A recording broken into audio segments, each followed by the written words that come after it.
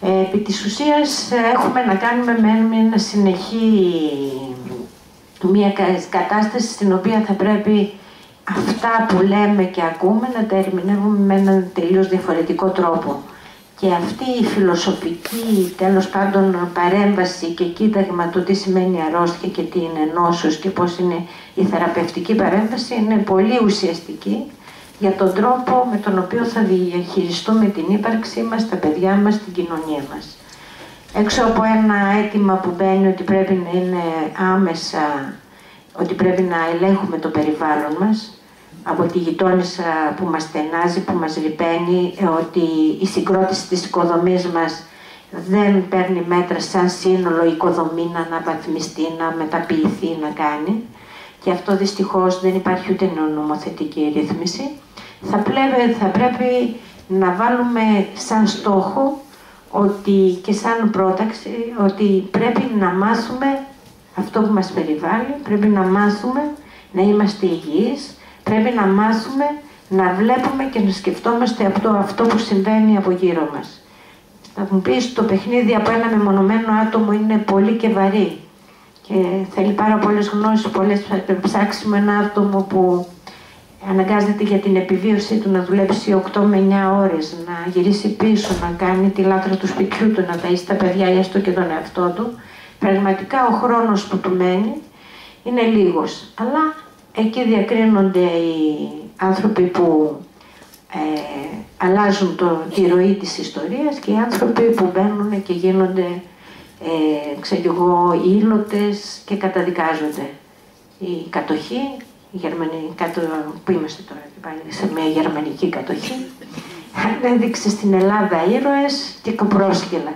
Τα κοπρόσκυλα φυσικά ακόμη δικαιώνονται, αλλά επί της ουσίας την ιστορία την έγραψαν οι ήρωες και αυτούς μνημονεύουμε. Η άλλη είναι ντροπή της ιστορίας, παρόλο που σαν ατομικές προσωπικότητες μπόρεσαν να επιβιώσουν. Αλλά έτσι και στον τομέα της υγείας πρέπει να πούμε στεναρά ότι θέλω να ελέγχω αυτό που τρώω. Πρέπει να αποκτήσουμε μία συνείδηση, πρέπει να αποκτήσουμε μία δύναμη.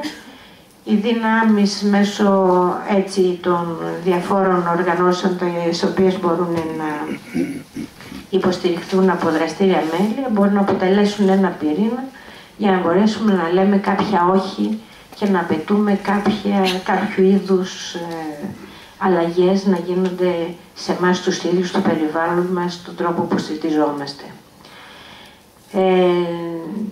Τώρα τι είναι φαγητό. Φαγητό είναι κάθε ουσία που την χώνω από εδώ.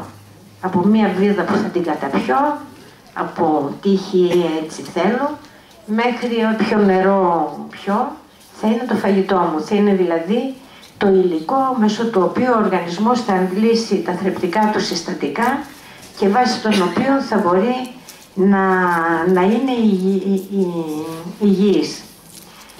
Σαν τροφή λέμε ότι ο άνθρωπος, ακόμη συχνά να λένε ότι ο άνθρωπος πρέπει να τρώει απ' όλα.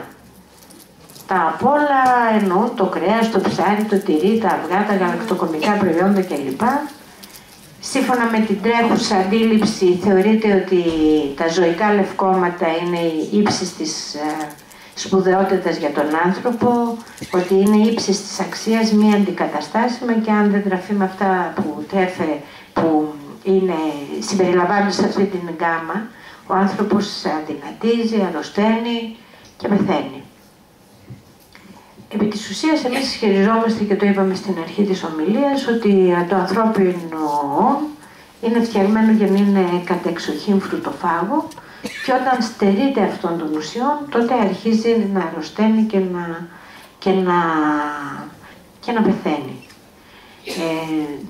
Και την αρρώστια την εννοούμε ότι είναι πολύπλευρη από την διανοητική, τη συναισθηματική, την αναπαραγωγική ικανότητα κλπ. Η διαδικασία μέσω της οποίας ο οργανισμός επέλεγε την τροφή του πριν 1.000.000 χρόνια είναι διαφορετική από αυτή που επιλέγεται τώρα. Και πριν από 50 χρόνια ο άνθρωπος επέλεγε πάλι διαφορετικότερα την τροφή του. Είχε γνώσεις του περιβάλλοντος, είχε γνώση για την αποθήκευση της τροφής, είχε αναγνωρισιμότητα των τροφών και των υλικών που το περιβάλλουν, και ξέρει ακόμη να ορίζει και το περιβόλι του. Βλέπουμε ότι τα περιβόλια τώρα, οι κήποι ή τα πάρκα που κάνουμε στα σπίτια μας έχουν πολύ γκαζόν. Μπορεί να έχουν και καμιά σικιά, συνήθως τις κλαδεύουν γιατί τις θεωρούν ότι τους ρυπαίνει πέφτουν τα σίκα και ελερώνεται το κάτω. Και αν έχουν και τη σικιά μπορούν να την ποτίζουν και να δημιουργούν φυσικά ένα άρρωστο σίκο.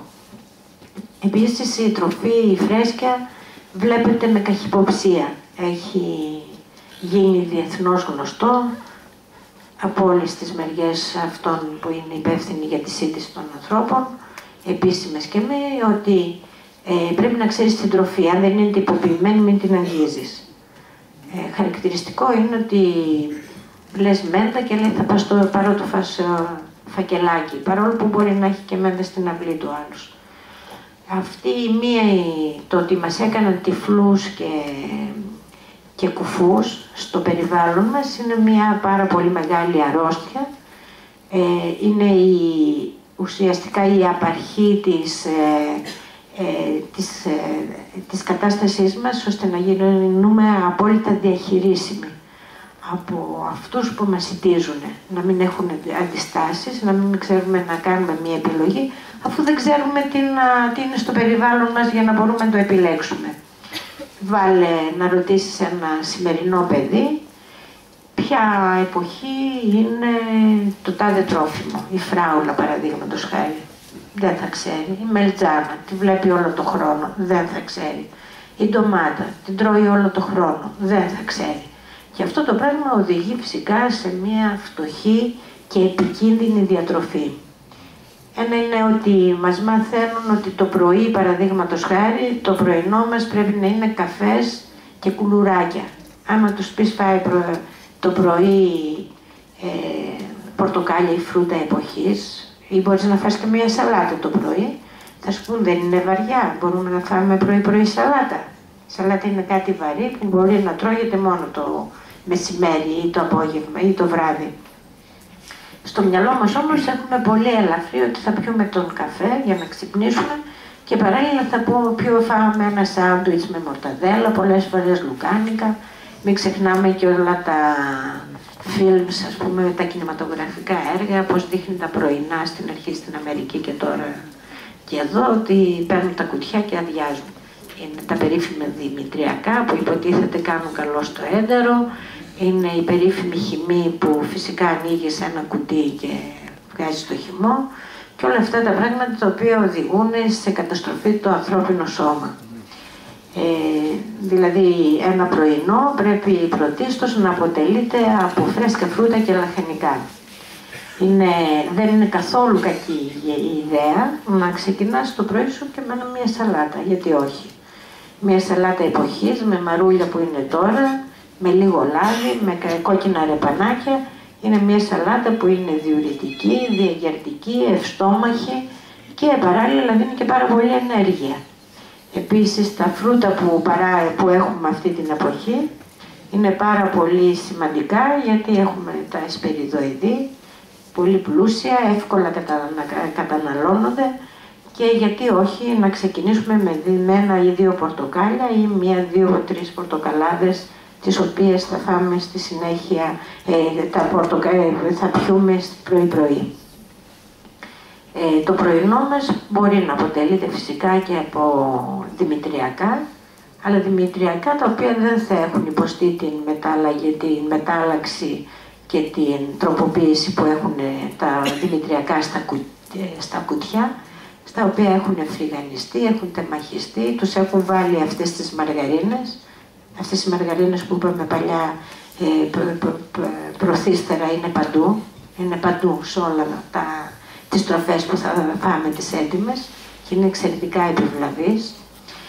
Και παράλληλα όμως μπορούμε να κάνουμε εμείς ξέρουμε το παλιό κολυβόσμου, οι παλιές νοικοκυρές το λέγανε ασουρέ, δηλαδή βράζεις το στάρι, το μουλιάζεις από την προηγούμενη, το βράζεις, το αφήνεις, το χτυπάς ένα μέρος στο μπλέντερ, αφήνει να το πήξεις, βάζεις μέσα και λίγο ενδεχόμενο να ζεστέ, το πίζεις, βάζεις καρύδια, αμύγδαλα, σταφίδες, σίκα, σουσάμι που είναι πολύ πλούσια σε υλικά, λιναρόσπορο το οποίο θα σου κάνει να έχεις και ωμέγα πολλά που θα κάνει και τα φυτοεστρογόνα και παράλληλα θα σου δώσει και πολύ καλή ποιότητα κοπράνων.